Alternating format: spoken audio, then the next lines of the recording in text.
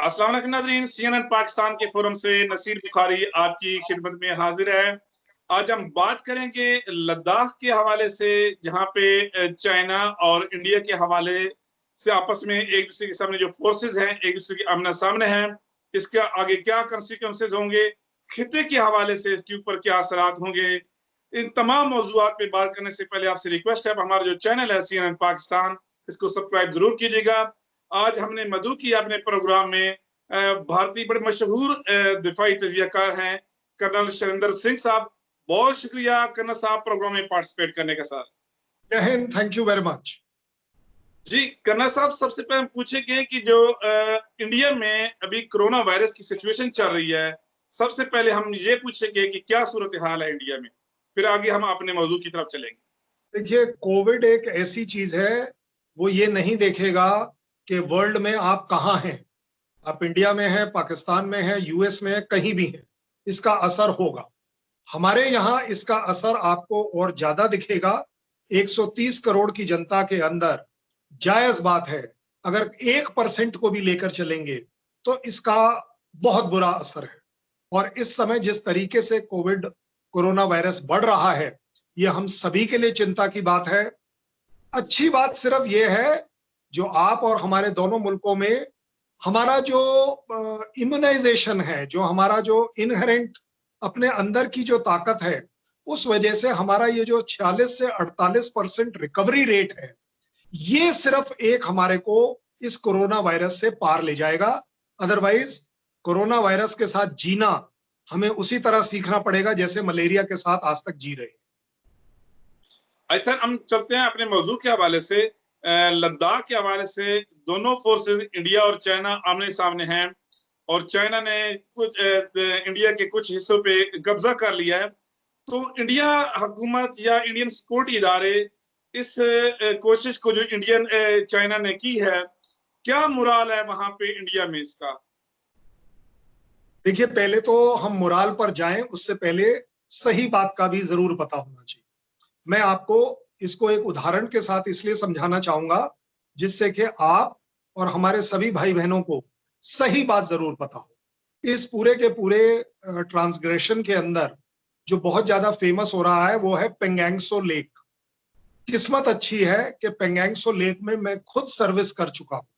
92 और 93 में मैं वहां था, और मैंने भी ये वाली पेट्रोलिंग करी हुई है जिस तरह का पेट्रोलिंग प्रॉब्लम है। इस वजह से मैं चाहूंगा कि सभी को ये बात समझ आए कि ये जो हम बात कर रहे हैं कि काफी इलाके पर कब्जा कर लिया, इसको हम दो तरीके से देख सकते हैं। एक तरीका ये कि हिंदुस्तान सिर्फ ये बताना चाहे कि नहीं भाई हमारा इलाका, और अगर चाइना बोलना चाहे तो वो बोले हमारा इलाका।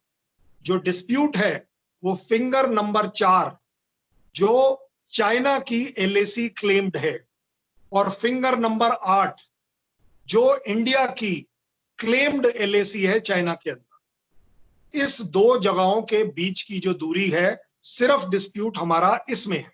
मैं सिर्फ एक इलाका लेकर चल रहा हूं। इस डिस्प्यूट में 4 से लेके 8 के बीच में ना तो कभी हमारी फौजें तैनात थी, ना उनकी, ना हम कोई डेवलपमेंट करते थे, ना वो। 4 से मैं गया हूं पेट्रोल कर 8 तक, और वापस आकर अपने पेट्रोल बेस फिंगर नंबर 3 और 4 के बीच में जो हमारा बेस है, वहां रात गुजार कर वापस आकर। इसी तरह चाइनीज भी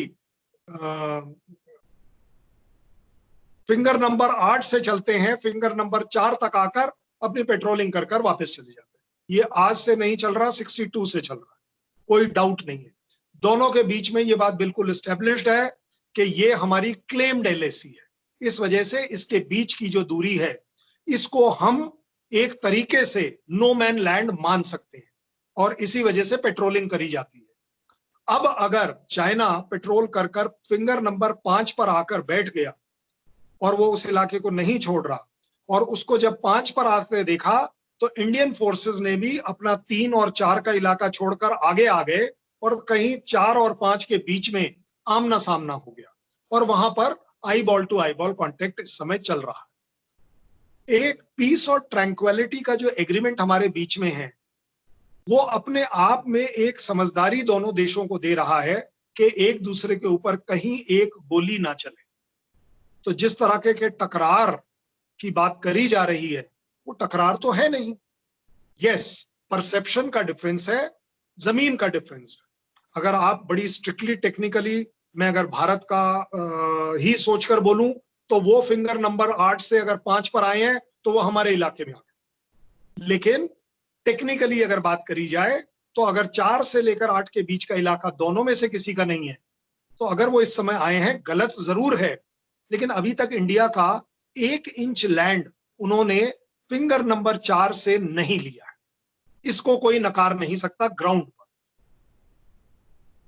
अब आगे बात, जी जी जी जी जी, अब आगे बात जो आपने सवाल किया कि इसमें हमारा मोराल कैसा है।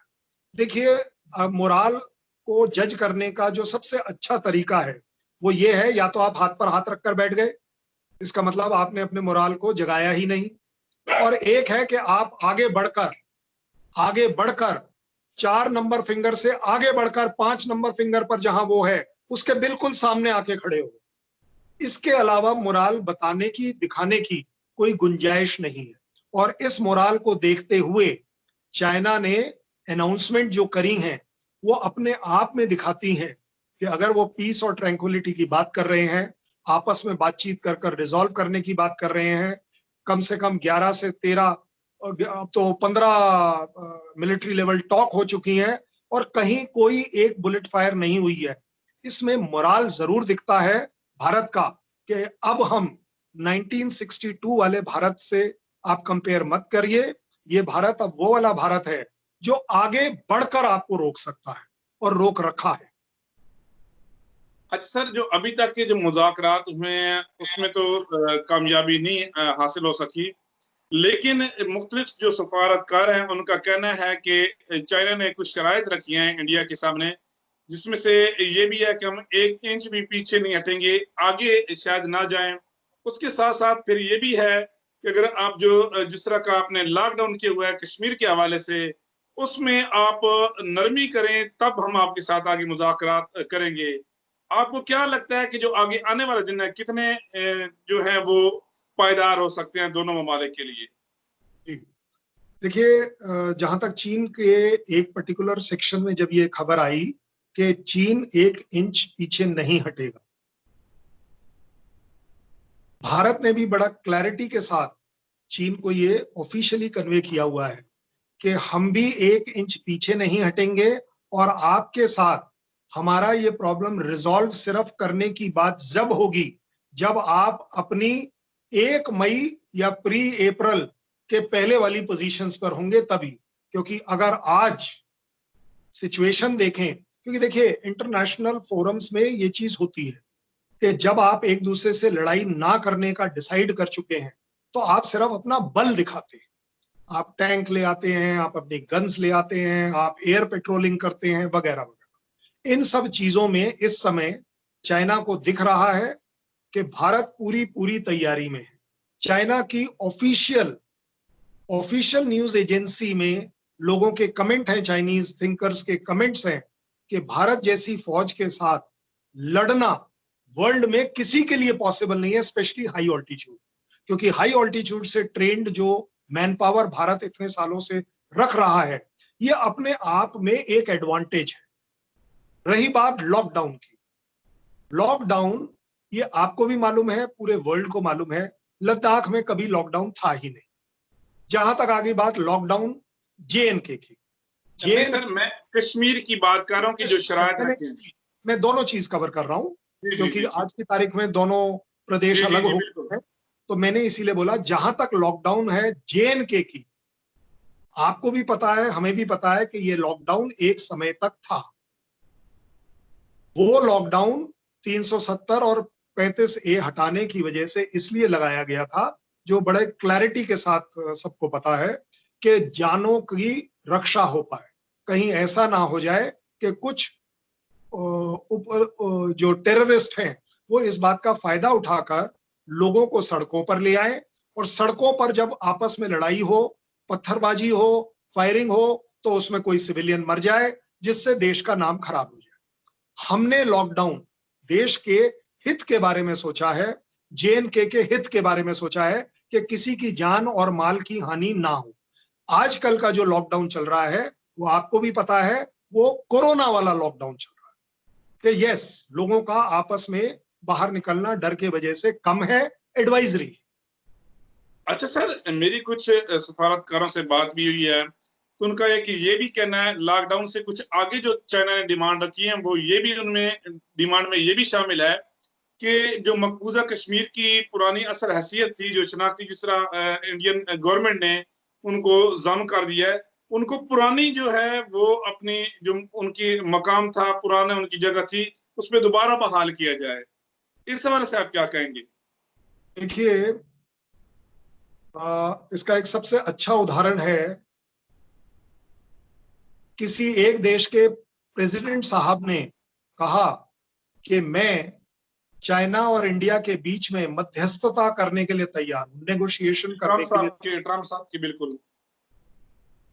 मैं देखिए, नाम सिर्फ इसलिए नहीं क्योंकि इतने बड़े आदमी हैं, बुरा ना मान जाए, बुरा ना मान जाए, मेरा एम ये था। तो हुआ इसका मतलब क्या कि कोई हमारे बीच में मदारी बनने को तैयार है, कि मैं आप दोनों के बीच का मदारी बनने के लिए तैयार हूं। लेकिन दोनों देश जिम्मेवार इज्जतदार देश थे, दोनों ने क्या कहा कि आप मदारी बनने को तो तैयार हैं, हम बंदर बनने को तैयार नहीं। तो आप हमारे बीच में कहा, आप बंदरों के बीच में जाकर मदारी बनिए, हमारे बीच में कोई गुंजाइश नहीं है। दोनों देश बिल्कुल क्लियर है, एक दूसरे से बात कर रहे हैं, बात करते रहेंगे, जिस दिन हमें जरूरत पड़ेगी हम अपने तरीके से इसको निपटा लेंगे, हमें आपकी जरूरत नहीं। सीधी सीधी बात। अच्छा सर, एक जो लद्दाख के साथ जो दौलत बेग सेक्टर है, वो उसकी सुनने में आ रहा है कि बहुत ज्यादा इंपॉर्टेंट है। आपको पता है कि तिब्बत और उसको मिला रहा है, और खासतौर पर जो सियाचिन का आगे एरिया, अगर उसके ऊपर चाइना ने कब्जा कर लिया तो फिर ये पाकिस्तान के हवाले से मैं पूछ रहा हूँ कि पाकिस्तान के हवाले से ज्यादा मेरे ख्याल में बेहतर हो जाएगी पोजीशन, खासतौर पर सियाचिन के हवाले से। इस हवाले से आपका क्या कहना है? देखिए, दौलत बेग ओल्डी वाला जो हमारा एयरफील्ड का जो मामला चल रहा है, जी जी। ये कहना गलत होगा कि वहां पर चाइना ने कब्जा कर लिया। कब्जा नहीं कर लिया, लेकिन उसके सामने वाली जो पहाड़ियों की जो रिज लाइन है वो उस पर आ गया है, जिससे कि उसको अंदर दिखता है। और हमें डर है कि अगर जो भी हम डेवलपमेंट काम करेंगे, कल किसी वजह से हमें मोबिलाइज करना है, तो वो इंटरफेयर कर कर हमें नुकसान पहुंचा सकता है। पहुंचा रहा नहीं है, पहुंचा सकता है, सोच है ये हमारी। जी जी बिल्कुल कन्ना साहब, मैं आपकी बात को माजरत कतरा कलामी कर रहा हूँ आपकी, क्योंकि हमने काफी ये जो आप बात कह रहे हैं, हमने काफी जो हमारे दोस्त हैं भारतीय तज्जियाकार जो हैं, उनने इस पे जोर दिया है कि अगर चाइना ने इसके ऊपर कब्जा कर लिया तो इंडिया के लिए बहुत बड़ा नुकसान होगा।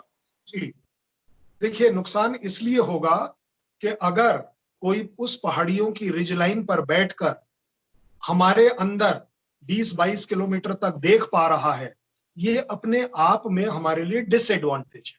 चाइना के खिलाफ भी, सियाचिन के खिलाफ भी, पाकिस्तान के खिलाफ भी, और हमारे अपने खिलाफ। साहब, आप एक बात बताइए, मैं अपने लैंड में चाहे गेहूं बोऊं या चावल बोऊं या आलू बोऊं, आप क्यों देखने चाहिए मेरे को? और क्यों मैं ये स्कोप रखूं कि आप उसमें इंटरफेयर कर दें? ये जो इंटरफेरेंस का डर है, देखिए, आप सच बात बताइए, पाकिस्तान और हमारे बीच में क्या डिस्प्यूट है सिवाय एक डिस्प्यूट के कि यस, टेररिज्म। अदरवाइज दोनों देश एक ही देश के भाई हैं। अगर आज भी पब्लिक टू पब्लिक, मुझे जो लोग पाकिस्तान जाते हैं, कराची, इस्लामाबाद जाते हैं, मुझे सुनकर इतना ताज्जुब होता है कि वहां के लोगों का कैरेक्टर, कि वो इंडियन जो विजिटर्स हैं उनसे पैसे नहीं लेते सामान के। बिल्कुल ऐसा ही है। अगर ऐसा है, मैं कह रहा हूं कि मुझे नहीं लगता शायद चांदनी चौक में ऐसा हो रहा हो। अगर लोगों का आपस में इतनी प्यार मोहब्बत है, इतनी इज्जत है, ये जो प्रॉब्लम चल रही है हमारे बीच में टेररिज्म वाली, एक सेकंड को अगर हम इसे साइड में कर कर दोनों देश इकोनॉमिकली अपने आप को डेवलप कर गए, तो ये तो भाई वर्ल्ड लीडर होने का पूरा पूरा मतलब है। चाइना पीछे छूट जाएगा, यूएस बहुत दूर रह जाएगा, क्योंकि इन दोनों की रोटी इसी बात पर चल रही है कि आधे एमिनेशन और हथियार आपको दे दे, आधे हमें दे दे, दोनों आपस में एक्सपेरिमेंट करते रहे, आपस में रोना रोते रहे और इकोनॉमी अपनी डाउन करते रहे। आज की तारीख में अगर भारत अपने आप को खुदकिस्मत समझ रहा है कि हमारी इकोनॉमी ठीक ठाक है, अरे जनाब कब तक? इसे हमें अगर अगले दर्जे पर ले जाना है, चाइना के कंपटीशन में लाना है, क्योंकि चाइना के लिए हम सिर्फ दुश्मन नहीं है, कॉम्पिटिटर है। वो हमें अपने आप से कॉम्पिटिटर मांगता है। सिर्फ इस वजह से उसके और हमारे डिफरेंसेस। बॉर्डर इशू आपको भी मालूम है, 3,500 किलोमीटर में 2 जगह या 3 जगह डिस्प्यूट, और उसमें से भी सिर्फ एक ही जगह मेन डिस्प्यूट। क्यों? जिससे कि आप इकोनॉमिकली अपना ध्यान इकोनॉमिक्स में ना लगाएं, इन चीजों में लगाएं। तकलीफ यहां है, देश इंप्रूव कर जाएगा, ये चाइना का डर है। कल अगर टेररिज्म पाकिस्तान और हमारे बीच में से हट गई, पूरे वर्ल्ड को पता है कि ये दोनों मिलकर सबको पछाड़ दें। आपको और हमें नहीं मिलने देंगे। सर, कुछ दिन पहले और अभी आज की मैं न्यूज़पेपर देख रहा था, पढ़ रहा था, उसमें भी अमेरिका जो है वो बैरल हिंद में, और कुछ दिन पहले तैवान में उसके जो जंगी जहाज हैं वो भी पहुंच चुके हैं। तो क्या लगता है, क्या ये कुछ अमेरिका चाह रहा है, या ये चंगारी जो लगेगी ये फिर पूरी दुनिया को अपने लपेट में ले लेगी? अमेरिका क्या चाह रहा है इसमें, इस पूरे गेम में बड़ा एक्टिव आजकल नजर आ रहा है। देखिए, ये लोग जो अपने आप को वर्ल्ड पावर बताते हैं, ये एक्चुअली वर्ल्ड पावर है ही इसीलिए कि ये दुनिया का बेवकूफ बना पाते हैं, और वो चिंगारी दूसरों से लगवाकर, दूसरों से लड़ाई करवाकर। आप एक बात बताइए, पिछले 1.5 महीने में बात चल रही थी यूएस और चाइना के बीच के डिफरेंसेस की, लड़ाई होने वाली है, कुछ भी हो सकता है, केस करेंगे। अभी पिछले 1 महीने से सारी बात गायब हो गई। सिर्फ क्या चल रहा है कि इंडिया और चाइना के बीच में लड़ाई हो सकती है, इंडिया और पाकिस्तान का जो LOC है उसके ऊपर बहुत तनाव हो गया है। ये सारा का सारा ध्यान किसी और कंट्री की 2 लड़ाई के बजाय हमें बीच में क्यों ले आया? ये जो सुपर पावर्स हैं ये बड़ी स्मार्ट हैं, तभी ये सुपर पावर बनी है। अपनी लड़ाई, अपने हथियार दूसरों से चलवाओ, अपनी लड़ाई पहले दूसरों से चलवाओ और फिर उसके बीच में आकर उस राष्ट्र को ले लो। आप एक बात बता दीजिए, इराक क्यों गया था यूएस? क्या रह गया? अब वहां से निकलने के लिए क्यों तड़प रहा है? अफगानिस्तान में यूएस क्यों आया था? बाहर निकलने के लिए आपको और हमें क्यों मोटिवेट कर रहा है कि आप ले लीजिए हमारी जगह? क्यों भाई? जब आपको दिखा कि आपके ज्यादा लोग मरने लगे हैं, तो आपको क्या लग रहा है पाकिस्तान की फौज और हिंदुस्तान की फौज अपने सैनिकों को मरवाने के लिए बैठी हुई है? लेकिन होता क्या है कि ये लोग इस तरह से हमें बेवकूफ बना लेते हैं। ये जो फ्लीट मूवमेंट है, आपको भी याद है 1971 की वॉर में 7th फ्लीट मूव हुआ था, पाकिस्तान के फेवर में हुआ था। मैं कहता हूं कोई बात नहीं, मूव क्यों हुआ था? प्रेशर के लिए। जब कोई ये सुपर पावर अपनी कोई भी फ्लीट, कोई भी तरह की फोर्सेस मूव करती है, ये सिर्फ प्रेशर है कि यस हम कर सकते हैं। ये करेंगे नहीं। आपने फ्लीट मूव किया, हिंदुस्तान के लिए क्या हो गया? रशिया ने अपनी सबमरीन फ्लीट मूव कर दिया। एक बार सबमरीन ऊपर आई और नीचे गई, सब कुछ बराबर हो गया। मैं सिर्फ ये कहना चाहूंगा, भारत और पाकिस्तान को अपने आप सोचना पड़ेगा कि हमें इन लोगों के द्वारा बंदर बन के जीना है या अपने स्टैंडिंग पर भी जीना है। मैं चाहूंगा एटलीस्ट आज इवन पाकिस्तान के लिए चाहूंगा, बंदर नहीं बनेंगे, इन लोगों के बंदर नहीं बनेंगे। अगर हमें छलांगे भी लगानी है आपस में, हम अपने अपने पेड़ पर छलांग लगाएंगे। पॉलिटिकली चाहे कितने क्लेम होते रहे, लेकिन ये आपको भी पता है और हमें भी पता है, भारत कभी पाकिस्तान पर अटैक नहीं करे, क्योंकि हमारी नो फर्स्ट स्ट्राइक पॉलिसी है। आपके यहां देख लीजिए, मैंने बहुत पहले कहा, लोगों ने कहा, अभी थोड़े दिन पहले किसी और ने भी कह दिया कि भाई न्यूक्लियर स्टेट है। ओ भाई, जब न्यूक्लियर स्टेट है तो वो ज्यादा जिम्मेवार स्टेट है। पाकिस्तान की न्यूक्लियर कैपेबिलिटी इतनी सेफ है कि वो यूएस से भी ज्यादा सेफ मानी जाती है कि एक्सीडेंटली कहीं कोई गर्मा गर्मी में उसे इस्तेमाल ना कर दे। इंडिया भी पूरी तरह से रिस्पॉन्सिबल है कि यस, अगर वो सर्जिकल स्ट्राइक कर भी रहा है तो वो ऐसी सेलेक्टिवली कर रहा है जिससे कि कहीं पाकिस्तान को ये ना महसूस हो कि ये हमारे ऊपर अटैकिंग मोड में आ गए। ठीक है, पॉलिटिकली होता है कि अगर आप हमारे यहाँ आए हैं तो हम आपके यहाँ जाएंगे, देश की पॉलिटिक्स यही कहती है, देश के लोगों को सुनने में ये पसंद है।